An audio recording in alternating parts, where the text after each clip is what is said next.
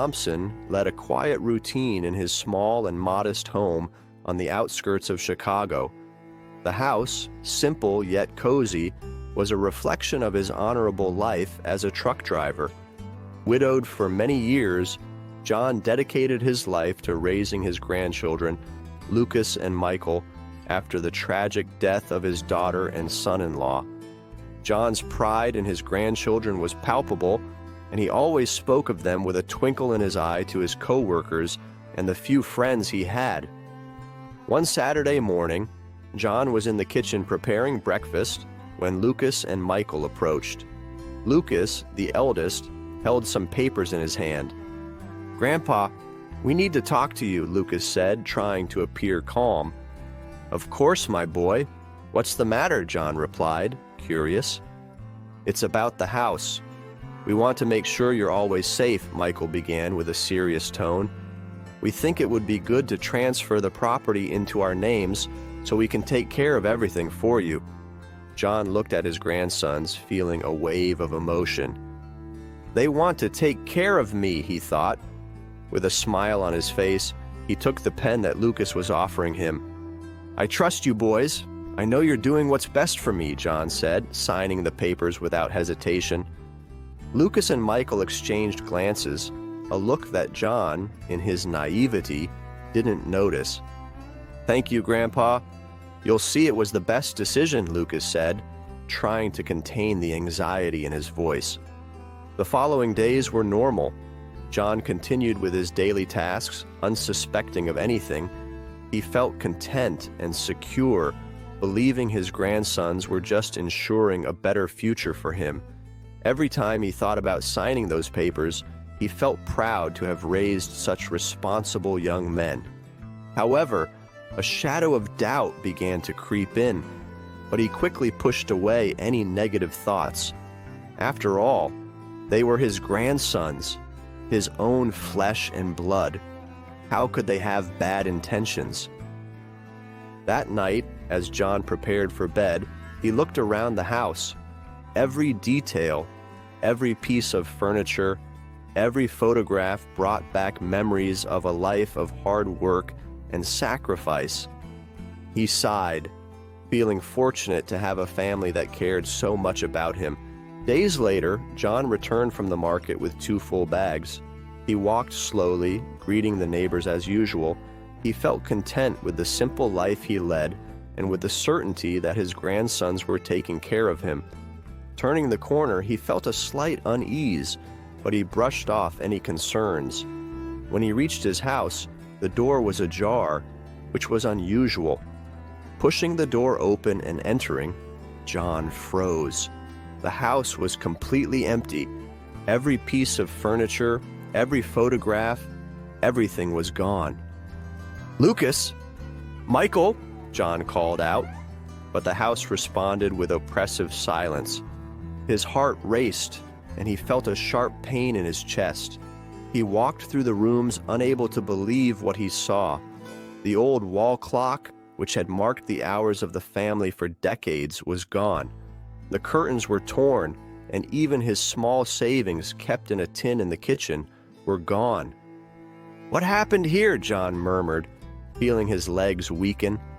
Suddenly, a couple appeared at the door.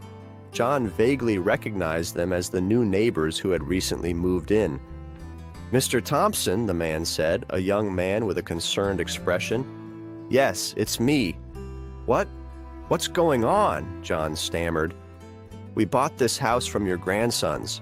When we arrived today to move in, we found you here," the woman explained, holding some documents. John took the papers, his hands trembling. The documents clearly showed the sale of the house, with his grandson's signatures. He felt a chill run down his spine as reality hit him like a cruel blow. They deceived me," John whispered, feeling himself crumble. Seeing John's anguish, the couple offered help. "Mr. Thompson, can we take you somewhere safe? We have friends who can help," the woman said kindly. John nodded, unable to formulate a coherent response. The pain of the betrayal by the grandchildren he loved so much was unbearable. He felt betrayed and helpless, with the weight of a lifetime crumbling around him. With the help of the couple, John left the house that had been his home for so many years, feeling more lost than ever. As he walked down the street, the sense of emptiness and betrayal accompanied him, making each step heavier and harder to bear. John walked aimlessly through the bustling streets of Chicago, the biting cold of the urban night whipping against his face. He could hardly believe the sequence of events that had led him from his cozy home to this new and cruel reality. With no money and nowhere to go, John found himself lost and helpless. Each night seemed longer and colder than the last. Hunger was a constant presence, and John found himself rummaging through trash cans in search of something to eat. Park benches and the entrances of closed stores became his makeshift shelters. As he walked, the city around him seemed indifferent to his pain. On one of those nights, exhausted and hopeless, John encountered a small group of people in a similar situation. They welcomed him simply, sharing what little they had. Among them was Mark, a former veteran who now led a support group for the homeless. "You look new around here, buddy," Mark said, offering an old but clean blanket. "I lost my home, my grandsons," John began, but emotion choked him. Mark nodded, understanding without needing further explanation. "It happens more often than you think. Tomorrow I'll take you to an NGO that can help. They have shelters and hot meals," Mark said, trying to offer some comfort. The next morning, John was taken to the NGO shelter. The environment was simple but welcoming. There, he found other people in difficult situations, all with painful stories. He was given a bed, food, and, for the first time in weeks, a hot shower. The feeling of dignity began to slowly restore itself in his heart. The NGO volunteers were kind and welcoming. Among them was Mary, a middle-aged woman who dedicated her time to helping the needy. She approached John, offering him a plate of hot soup. "Welcome, John. I know it's not easy, but we're here to help," Mary said with a warm smile. Gradually, John began to engage in the shelter's activities. He helped in the kitchen, distributed clothes, and in return, received a small salary that allowed him to buy basic items. Although the pain of betrayal still weighed heavy on his heart, the sense of usefulness brought a new perspective. Months passed, and John slowly began to find a new purpose in his life. He had become a beloved figure in the shelter, respected for his dedication and kindness.